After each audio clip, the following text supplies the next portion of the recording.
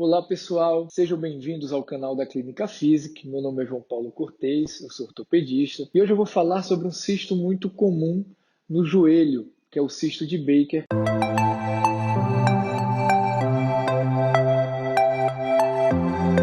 Você já deve ter ouvido falar de cisto no joelho, né? Meus pacientes que têm dor no joelho fazem ressonância magnética, às vezes com um problema grave, e eles acham a palavra cisto.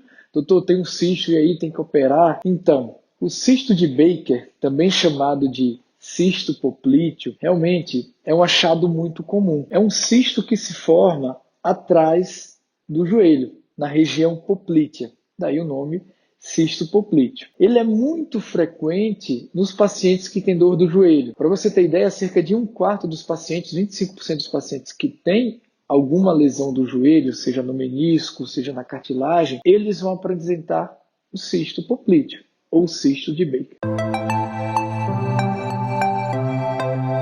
Vamos lá, antes de mais nada, o cisto de Baker ele é um cisto benigno, tá? Ele não está relacionado a nenhuma doença cancerígena. É uma formação líquida nessa região. Tá? Esse cisto se forma quando a gente sobrecarrega o joelho. Muitos corredores também relatam.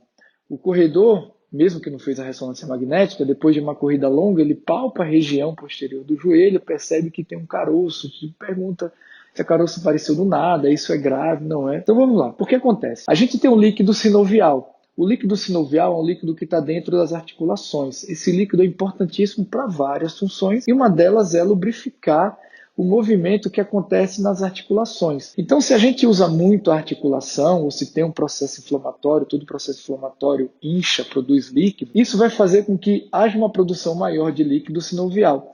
E muitas vezes esse líquido sinovial no joelho vem para a região posterior. Então forma esse cisto. Você acaba tendo lá a formação do cisto e vai perceber mesmo um aumento na região. Então se você tem um problema no joelho também, tem uma lesão do menisco, tem uma lesão da cartilagem, você tem uma inflamação gerada por essa lesão. Essa inflamação faz com que você tenha mais líquido, então esse líquido vem para a região posterior, fazendo com que o cisto apareça. Esse que é o cisto poplíteo ou cisto de Baker. Inclusive, você que está assistindo agora o vídeo, se você está assistindo esse vídeo à noite, se hoje você passou o dia trabalhando, passou muito tempo em pé, passou muito tempo andando, ou fez um treinamento com muito agachamento, com corrida longa, se você colocar sua mão atrás do joelho, possivelmente você vai palpar algo como um caroço, enrijecimento, endurecimento. Isso pode ser mesmo líquido que veio no seu joelho e veio para essa região posterior formando o cisto de Baker. Mas não precisa se preocupar. Tá? Como eu falei, é um cisto benigno. Do mesmo jeito que há o aumento do líquido no joelho e cresce esse volume aqui na região posterior, esse líquido também é absorvido. Depois de algumas horas, se você não está mais fazendo atividades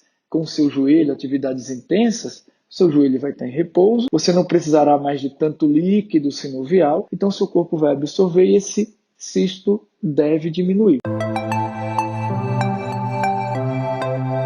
Alguns pacientes têm dor na região do cisto, na região posterior do joelho. Alguns pacientes relatam que não estão conseguindo fazer as atividades porque ficam incomodados, vão tentar dobrar o joelho. Não é muito comum o cisto de Baker causar sintomas, mas se ele está causando sintomas como esse, como enrijecimento da articulação, como dor, é importante que você procure o médico para entender por que isso está acontecendo.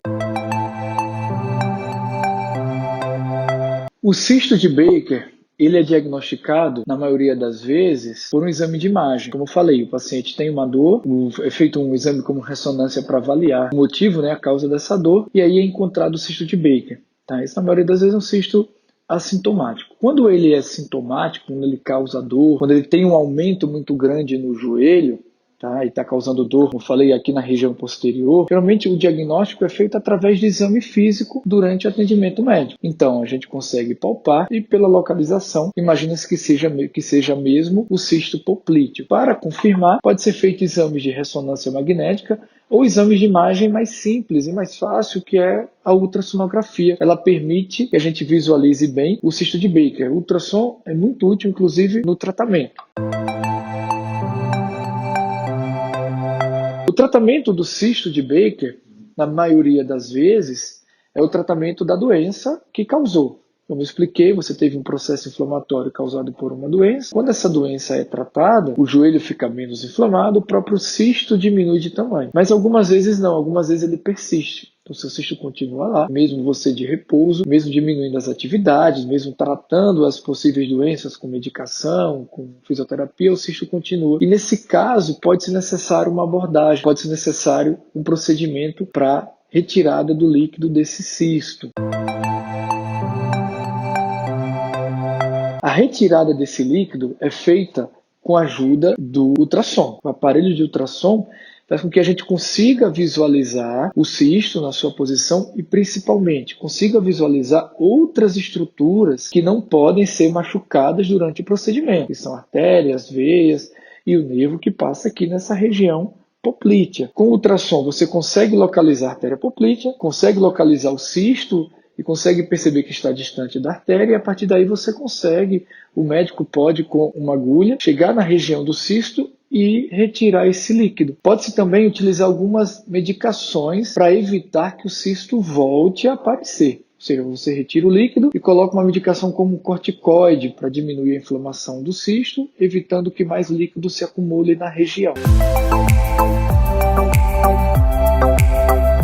O tratamento que é muito mais comum, na verdade, é a fisioterapia. Então, na maioria das vezes, o paciente que tem o cisto faz algumas sessões de fisioterapia e assim há uma redução efetiva do cisto de Baker. Poucos pacientes, a minoria dos pacientes, precisam fazer o procedimento. É um procedimento que, com o uso de ultrassom, ele é bem seguro, mas é um procedimento que, se for feito de qualquer forma, sem uma ajuda de um exame de imagem, você pode colocar algumas estruturas importantes em risco. Você pode ter lesão de artéria, né? Você pode machucar. Por isso que evita-se fazer o procedimento em um primeiro momento, ou toda vez que o paciente sente que está com essa região aumentada.